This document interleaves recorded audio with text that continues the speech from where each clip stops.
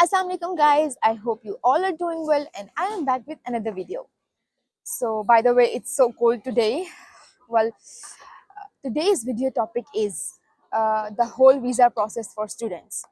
Like this is so basic, I know.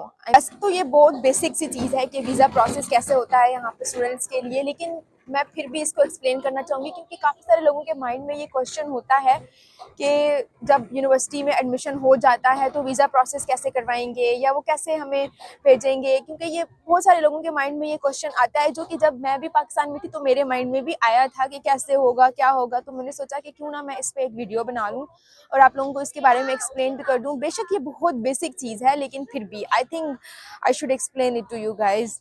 तो time ज़ाया किए बगैर स्टार्ट करते हैं। सबसे पहले तो ऐसा होता है कि जब आप एडमिशन के लिए अप्लाई करते हैं तो यूनिवर्सिटी आपसे डिफरेंट किस्म की डॉक्यूमेंटेशन मांगती है जिसमें आपसे काफ़ी सारी चीज़ें मांगी जाती हैं, जैसे कि बोर्ड से स्टैम्प्स लगवानी होती हैं, फॉरेन ऑफिस से स्टैम्प्स लगवानी होती हैं, लेकिन डिफरेंट तरह के ना आपसे डॉक्यूमेंट्स मांगे जाते हैं। जब आप वो सारे डॉक्यूमेंट्स प्रोवाइड कर देते हैं, जो कि सारे स्टूडेंट्स प्रोवाइड करते हैं, उसके बाद यूनिवर्सिटी उसके बाद फर्दर प्रोसेस करती है और उसमें से स्टूडेंट्स को सिलेक्ट करती है। जब आप सिलेक्ट हो जाते हैं, और ये प्रोसेस तकरीबन 1 2 3 4 महीने तो लेता ही है, जब आप सिलेक्ट हो जाते हैं तो यूनिवर्सिटी आपको एनओसी भेजती है। मतलब होता है कि नो ऑब्जेक्शन सर्टिफिकेट, जिसका मतलब आप अब आ सकते हैं।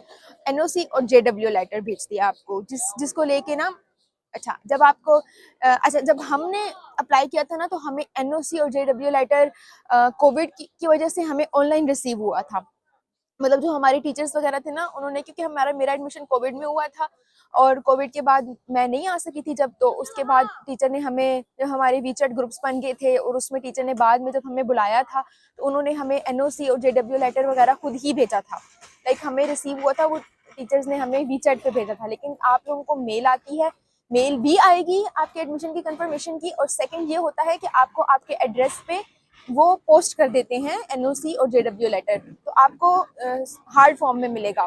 ठीक है, तो जब आपको रिसीव हो जाएगा एनओसी और जेडब्ल्यू लेटर तो आपने वो लेके एम्बेसी जाना है। लाइक इस्लामाबाद या लाहौर, आप जिस भी एरिया से बिलोंग करते हैं आपको उधर की एम्बेसी जाना है।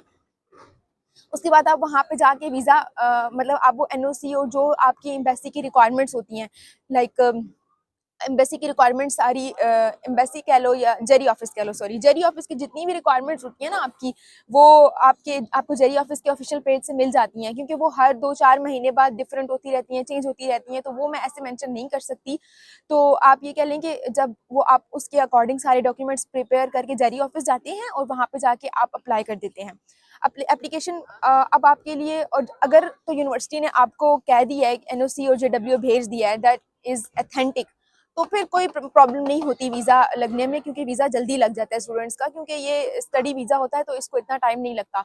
2 से 3 हफ्ते में आपका प्रोसेस हो जाता है। फिर आपको यूनिवर्सिटी की तरफ से मेल आती है कि आपने इस महीने में या इस डेट में आपने इधर पहुंचना है, तो उसके अकॉर्डिंग। और हमें तो जब कोविड था ना हमारे टाइम पे, तो हमें तो टीचर्स ने प्रॉपर गाइड भी ऐसे किया था कि तुम लोग इतने स्टूडेंट्स, मतलब बल्क्स में बुलाया था ना, ऐसे नहीं था कि हर स्टूडेंट ने अलग-अलग आना था, ऐसा नहीं था हमारे लिए। हमें ये था कि हमें डेडलाइन दे दी थी, अगर 16 की फ्लाइट है तो 16 दिसंबर को आपने इतने स्टूडेंट्स ने इस फ्लाइट में आना है, क्योंकि उन्होंने आगे से बस भेज के हमें मतलब ट्रांसपोर्टेशन भी प्रोवाइड करनी थी। लेकिन अब तो काफ़ी चेंज हो गया, कोविड खत्म हो गया, अब वही वाला सीन आ गया दोबारा से कि हर स्टूडेंट अपनी मर्जी से आएगा और अपनी जिस स्टूडेंट को जो डेडलाइन प्रोवाइड की जाएगी वो उस डेडलाइन से पहले पहले सिंगल फ्लाइट लेके या खुद की कोई भी फ्लाइट लेके वो उससे पहले इंटर हो सकता है चाइना में।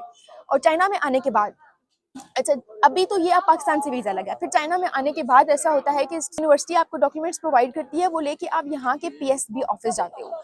तो वहाँ जो अब यहाँ के पीएसबी पब्लिक सर्विस ब्यूरो, उसमें ये होता है कि आपको यहाँ का फिर 1 साल का रेजिडेंस परमिट मिलता है, क्योंकि फिर अब ये डिपेंड करता है कि आप कौन से महीने में जाते हो। ये मतलब हर बैच का मार्च इनटेक वालों के लिए डिफरेंट वीज़ा प्रोसेस होता है। लाइक उनका वीज़ा अगले फरवरी में जाके एक्सपायर हो रहा था, सितंबर वालों के लिए वीज़ा अगस्त में जाके एक्सपायर हो रहा होता है। तो ये डिपेंड करता है, 1 साल का रेजिडेंस परमिट मिल जाता है आपको, फिर आप हर साल अप्लाई करते हो। और हाँ, वीज़ा फीस हर साल होती है, दोबारा लगती है। कुछ स्टूडेंट्स को ये नहीं पता होता, वो समझते हैं कि हम आएंगे तो बस स्कॉलरशिप पे हमारी, लेकिन वीज़ा फीस होती है।